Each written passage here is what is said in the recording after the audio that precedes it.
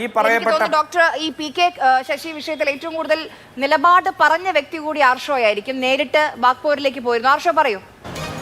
ഇതിനകത്ത് ഉയർന്ന ഒന്ന് രണ്ട് കാര്യങ്ങൾ. ഒന്ന്, പാലക്കാട് ഞങ്ങൾ സ്വതന്ത്ര സ്ഥാനാർത്ഥി സ്വതന്ത്ര ചിഹ്നത്തിൽ മത്സരിപ്പിച്ചുമായി ബന്ധപ്പെട്ട് കേരളത്തിന്റെ ചരിത്രത്തിൽ ആദ്യമായിട്ടുള്ള ഒരു രാഷ്ട്രീയ പാർട്ടി സ്വതന്ത്ര സ്ഥാനാർത്ഥികൾ അവതരിപ്പിക്കുന്നത് ആദ്യത്തെ EMS ഗവൺമെന്റിന്റെ ഘട്ടം മുതൽ കേരളത്തിലെ ആദ്യത്തെ തെരഞ്ഞെടുപ്പ് മുതൽ ഇങ്ങോട്ട് പരിശോധിച്ചു കഴിഞ്ഞാൽ വിവിധ തെരഞ്ഞെടുപ്പുകളിൽ ഞങ്ങൾ അതാത് മണ്ഡലത്തിന്റെ സാഹചര്യങ്ങൾക്കനുസരിച്ച് സ്വതന്ത്ര സ്ഥാനാർത്ഥികളെ പരീക്ഷിക്കുന്ന നിലയുണ്ടായിട്ടുണ്ട്. അങ്ങനെ മത്സരിപ്പിച്ച പലയിടങ്ങളിലും ഇടതുപക്ഷത്തിന് ബാലികേറ മലയാണ് എന്ന് പ്രഖ്യാപിക്കപ്പെട്ടിരുന്ന വിലയിരുത്തിയിരുന്ന പലയിടങ്ങളിലും ഞങ്ങൾ വിജയിച്ചു വരുന്ന നില ഉണ്ടായിട്ടുണ്ട്. സ്വാഭാവികമായും വിജയപുര പ്രതി കേരള രാഷ്ട്രീയത്തിന്റെ ചരിത്രമൊക്കെ ഒന്ന് പഠിക്കാനും മനസ്സിലാക്കുന്നതിന് വേണ്ടിയും തയ്യാറായാൽ നന്നായിരിക്കും എന്നുള്ളതാണ് വളരെ വിനയത്തോടു കൂടി അദ്ദേഹത്തോട് സൂചിപ്പിക്കാനുള്ളത്.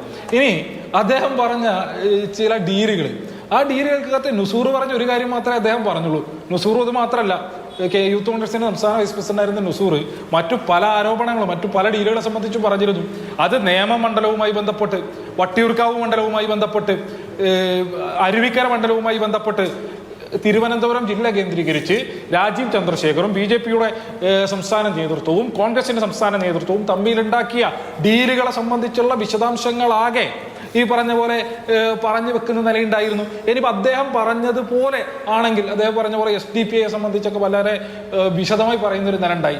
ഇതേ സമാനമായിട്ടുള്ള ഒരു ഡീല് നമുക്ക് വേണമെങ്കിൽ ഉയർത്തിക്കൂടെ? മഞ്ചേശ്വരം നിയോജക മണ്ഡലത്തിനകത്ത് വളരെ ചുരുങ്ങിയ മാർജിനകത്ത് മത്സരം നടന്നുകൊണ്ടിരിക്കുന്നൊരിടം.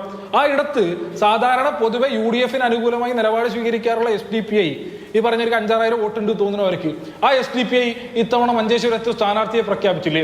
അതാരെ BJPയെ സഹായിക്കുന്നതിന് വേണ്ടിയാണോ?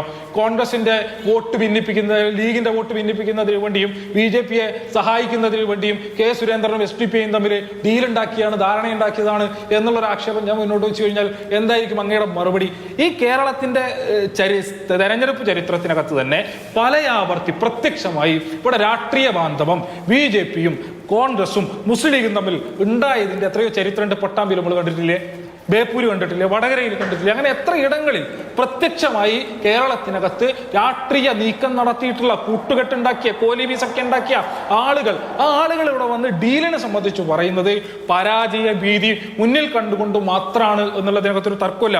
ഇനി ഷമ്മാസ് ചർച്ച ചെയ്യുന്നതിനിടയിൽ സൂചിപ്പിച്ച കുറച്ചധികം കാര്യങ്ങൾ ഉണ്ടായില്ല. ഒന്ന് PK ശശിയുമായി ബന്ധപ്പെട്ട് PK ശശി എങ്ങനെ വെളുപ്പിച്ചെടുക്കുന്നതിന് വേണ്ടി ഷമ്മാസിനെ പോലുള്ള ആളൊക്കെ ഇടപെടൽ നടത്തുന്നത്, പ്രയാസപ്പെടുന്നത്, വിയർക്കുന്നത് കാണുമ്പോൾ വല്ലാതെ ചിരി വരുന്നുണ്ട് എന്നുള്ളതിന്റെ അപ്പുറത്തേക്ക് അപ്രസക്തനായിട്ടുള്ള ആ കക്ഷിയുമായി ബന്ധപ്പെട്ട് സംസാരിക്കുന്നതിന് വേണ്ടിയോ ചുരുങ്ങിയ സമയത്തിനകത്ത് സമയം കളയുന്നതിന് വേണ്ടിയോ ഉദ്ദേശിക്കുന്നില്ല. മറ്റൊന്ന്, വർഗീയ, ഈ പറഞ്ഞവർക്ക് വിവിധ ആരോഗ്യ മേഖല, വിദ്യാഭ്യാസ മേഖല എന്നൊക്കെ പറഞ്ഞ് ഷമ്മാസ് പറയുന്നതിലുണ്ടായി. ഞങ്ങൾ ഈ ആരോഗ്യ മേഖലയും വിദ്യാഭ്യാസ മേഖലയും വ്യാവസായിക മേഖലയും കേരളത്തിലെ പൊതുവായ വികസന കാഴ്ചപ്പാടിനെയും ഉയർത്തിക്കൊണ്ടാണ് ഈ തെരഞ്ഞെടുപ്പിനെ നേരിടാൻ വേണ്ടി പറഞ്ഞു. PMC എന്ന് പറഞ്ഞു. കോൺഗ്രസ് ഭരിക്കുന്ന ഏതെങ്കിലും ഒരു സംസ്ഥാനം PMCയിൽ ഒപ്പിടാത്ത, PMCയുമായി ബന്ധപ്പെട്ട തുക കൈപ്പറ്റാത്തതുണ്ട് എങ്കിൽ ആർജവത്തോടെ നിങ്ങൾക്ക് ഒന്ന് പറയുന്നതിന് വേണ്ടിയിട്ടുള്ള അവകാശമുണ്ട്.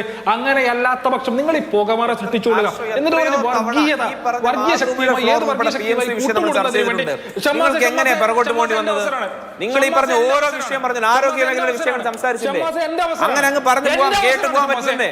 അങ്ങനെ ഈ പറഞ്ഞ വിഷയത്തോടൊപ്പം കേരളത്തിലെ ആരോഗ്യ മേഖലയുടെ വിഷയങ്ങളും ഈ പറഞ്ഞ PMC ഉൾപ്പെടെ ചർച്ച ചെയ്യേണ്ടി വരും.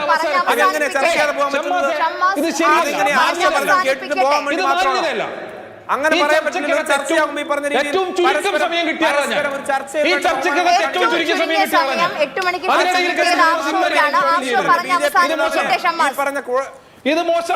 കുറഞ്ഞ സമയം കിട്ടിയത് ആർഷോ പറയട്ടെ. ഷമ്മാസ് ഇത് മാന്യത കാണാൻ ഇതേപോലെ ഷമ്മാസ് സൂചിപ്പിച്ചു. ഏത് വർഗീയ ശക്തിയുമായും കൂട്ടുകൂടുന്നതിന് വേണ്ടി മടിയില്ലാത്ത ആളാണ് പിണറായി വിജയൻ എന്നുള്ളത്. ഷമ്മാസിനോട് ഒറ്റ കാര്യം മാത്രം പറയാം. ഷമ്മാസ് പ്രധാനപ്പെട്ട 2 പുസ്തകങ്ങൾ, ഒന്ന് വിചാരധാരയാണ്.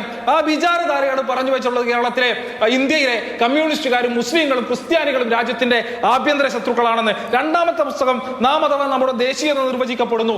ഈ പുസ്തകത്തിനകത്ത് എഴുതി വെച്ചിട്ടുണ്ട് എങ്ങനെയാണോ ജൂതരെ നാസി പട്ടാളം ഇല്ലായ്മ ചെയ്തത് അതുപോലെ വേണം ഇന്ത്യയിലെ ന്യൂനപക്ഷങ്ങളെ കൈകാര്യം ചെയ്യാനെന്ന്. ഈ 2 പുസ്തകവും എഴുതി വെച്ച ആളുടെ പേര് MS ഗോൾവാൾക്കർ എന്നാണ്. RSSന്റെ 2ാമത്തെ സർസംഘചാലകൻ.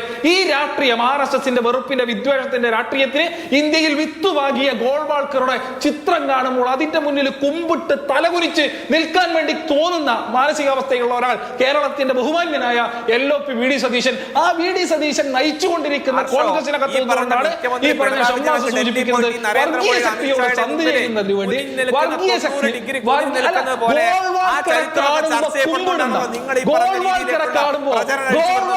ഈ പറഞ്ഞ മുഖ്യമന്ത്രി ഡൽഹിയിൽ പോയിട്ട് ലാവലി കേസ് ഞാൻ എണ്ണി പറയണോ? ഇതൊക്കെ മറക്കണോ? ഇതൊക്കെ ചർച്ച ചെയ്യപ്പെടാതെ പോകണോ?